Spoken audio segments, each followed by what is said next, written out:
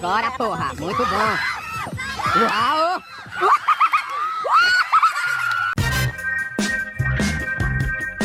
Fala, seus mal diagramados. Há 4 anos o governo Temer amargava pouquíssima popularidade entre os eleitores, mas gozava de enorme apoio no Congresso e no STF.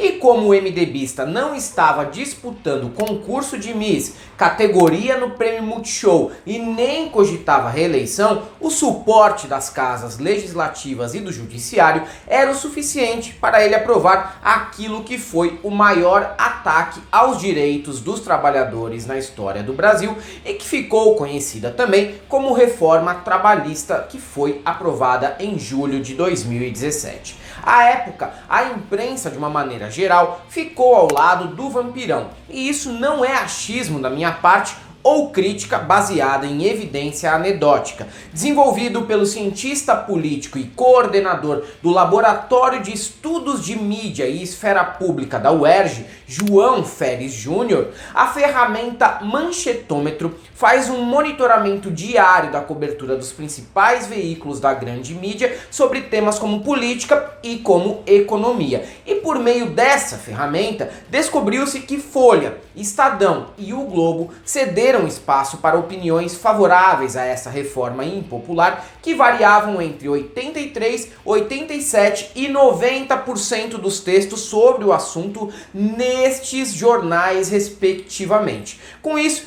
criou-se o consenso popular de que essa suposta modernização nas relações entre trabalhadores e empregadores seria essencial para a geração de novos empregos e aquecimento da economia. 4 anos depois, continuamos sem nenhum e nem outro. Não tava muito bom, tava meio ruim também, tava ruim. Agora parece que piorou. E pior, agora podemos passar por uma nova reforma trabalhista que tem sido tocada na Câmara de maneira sorrateira e até mesmo sem grande destaque na imprensa, que passou os últimos dias desviando o foco do público. Bora, porra! Muito bom! Uau! Com a pataquada do voto impresso e o desfile de tanques que fumaçavam mais que um encontro do Clube do Maréia. Antes de adentrar o tema, eu preciso reforçar que não sou adepto da teoria de cortina de fumaça. E eu acredito até que o governo seja muito desorganizado, porém, ao mesmo tempo, é formado por grupos de apoio que têm interesses econômicos em comum, como os militares, o agro, o Centrão, a Faria Lima, a Fiesp, as igrejas evangélicas e os grandes conglomerados de mídia. Esses últimos podem até ter nojo do Jair, mas rezam pela mesma cartilha do Paulo Guedes, e isso é inegável nas colunas de opinião desses veículos. Sendo assim, aos trancos e barrancos, o presidente entrega o que prometeu para quem o apoiou direta ou criticamente, dizendo que o voto era no ministro da Economia, o posto Ipiranga, ou no Moro. Dessa maneira, não é absurdo cogitar que o voto impresso pode até ter sido protocolado na Câmara por Arthur Lira, não com a intenção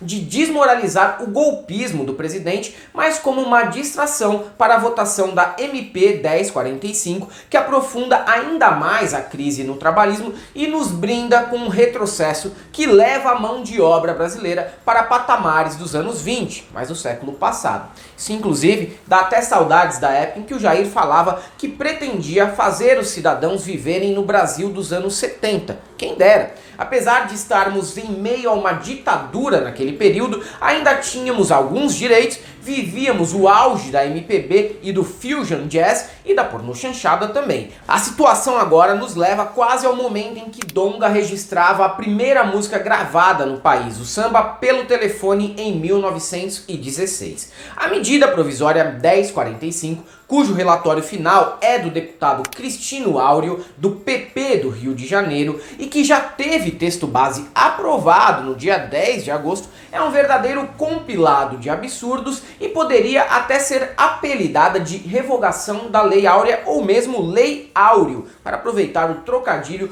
com o sobrenome do parlamentar carioca. Inicialmente criada para a redução de jornadas e salários durante a pandemia, ela agora será renovada com mais um pacote não de precarização, mas de exploração explícita mesmo. Isso porque aproveitaram o momento de fragilidade e desespero dos brasileiros desempregados para incluir jabutis no texto, que são aquelas matérias estranhas ao tema.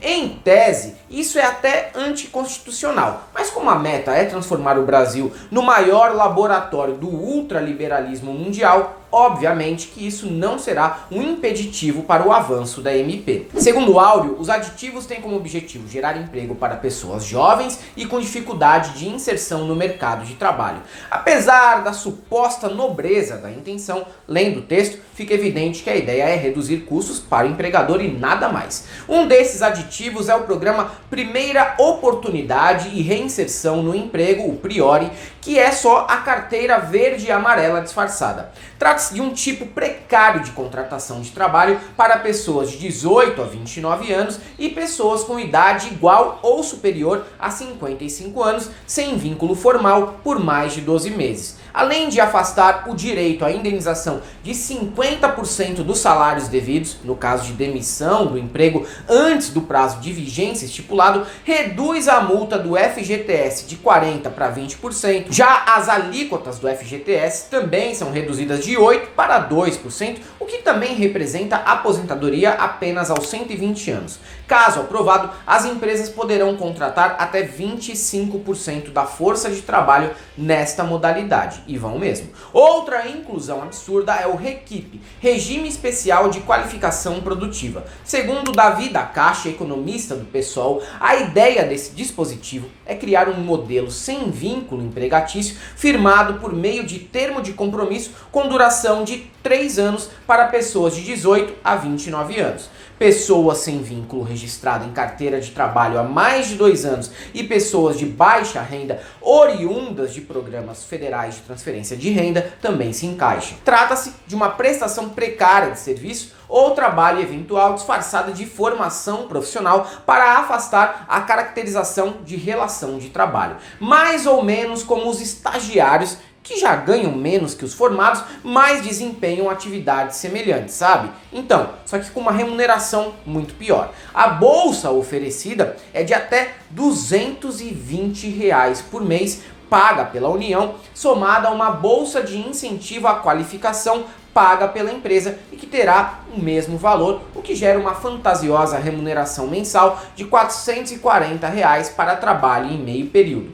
Isso significa menos da metade do salário mínimo, que, vale ressaltar, está defasado e deveria ser de 5 mil, segundo o DIEESE. Além disso, nessa modalidade, o trabalhador não terá direito a 13º salário, férias, FGTS e nenhum direito trabalhista. Eu disse nenhum. Pode até tirar férias sim, porque o patrão aí não é nenhum tirano, mas desde que as férias não sejam remuneradas, o que também significa 30 dias em que a pessoa provavelmente vai aproveitar para fazer entrega no Rappi ou dirigir Uber. Somando os dois programas, as empresas poderão alocar até 40% da força de trabalho com base em modelos precários e praticamente sem nenhum direito trabalhista. O texto também inclui aumento de jornada dos mineiros. Calma aí que eu não estou falando dos cidadãos de Minas Gerais, embora seria completamente crível que o Romeu Zema propusesse algo do tipo.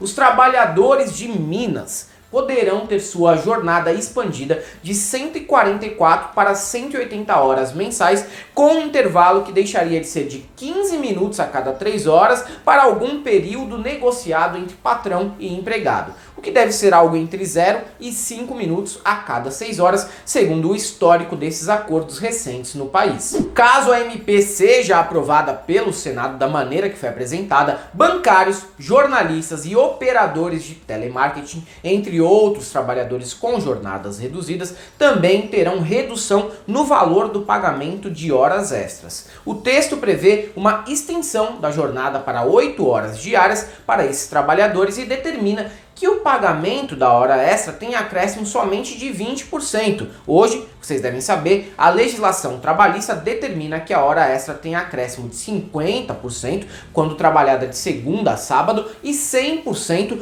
quando trabalhada domingos ou feriados. E aqui entra uma sacanagemzinha. Enquanto a imprensa faz lobby para se silenciar a respeito desse tema ou até apoiar, são os funcionários dessas mesmas empresas que vão se dar mal caso o texto seja aprovado integralmente. Era para gerar uma revolta nas redações, mas será aceito sem grandes reclamações, porque o desemprego generalizado e a falta de oportunidades no mercado faz com que o trabalhador fique cada vez mais fragilizado e propenso a aceitar o que for para manter a própria vaga. Marx já alertava sobre isso há mais de 100 anos. Afinal, vale a eterna chantagem. Você não quer? Tem uma fila na porta querendo. E o pior é que num país paupérrimo, sem consciência de classe e com sindicatos que foram fragilizados, sempre tem mesmo. A ação ainda será julgada pelo Supremo, principalmente se aprovada pelo Senado. Quanto ao trabalho escravo, o texto obriga que a punição só ocorra em uma empresa que escraviza após 2 fiscalizações que resultem no flagrante da ilegalidade. Isso mesmo, agora todo empresário terá direito de escravizar uma vez. Só não pode ser reincidente, viu? Que fique o aviso. O Ministério Público do Trabalho aponta que mesmo com as recentes alterações, o texto fere a Constituição Federal e defende que as propostas que não digam respeito ao tema original sejam retiradas e discutidas sem pressa no futuro. Com o desfile dos tanques, ficou provado que Jair é um problema sério para a democracia, sim, mas também uma ótima distração para a burguesia nacional passar todo tipo de boiada. É aquilo, deixa ele brincar de Führer apatetado que os grupos interessados em atacar o Estado Democrático de Direito desmontam o que sobrou da casa. Golpe, meus amigos, não precisa de soldado, de cabo e nem de tanque que fuma mais que a catifunda, principalmente quando o presidente do país tem ao seu lado o judiciário, burocratas, think tanks liberais, mídia, milícias digitais, a direita inteira do Congresso, as Forças Armadas e as religiões impresas. Aí fica fácil fazer o plano do Ricardo Salles e passar todo tipo de boiada até o final do mandato. E até por isso não sai impeachment nenhum. As pessoas podem até ter problemas com a figura do presidente, mas quem está no campo da direita está muito feliz com tudo que vem acontecendo desde 2016. E é isso aí, galera. Para quem gosta do nosso canal, nós temos nosso apoio, não seja membro Pix e Conta Jurídica, caso você queira e possa fazer uma colaboração. Além do YouTube, estamos presentes também no Instagram, no Twitter, no Facebook. Sigam a gente lá. E para todo mundo que achava que a reforma trabalhista parava ali naquela proposta de 2017, só temos uma coisa para te dizer: não passarão.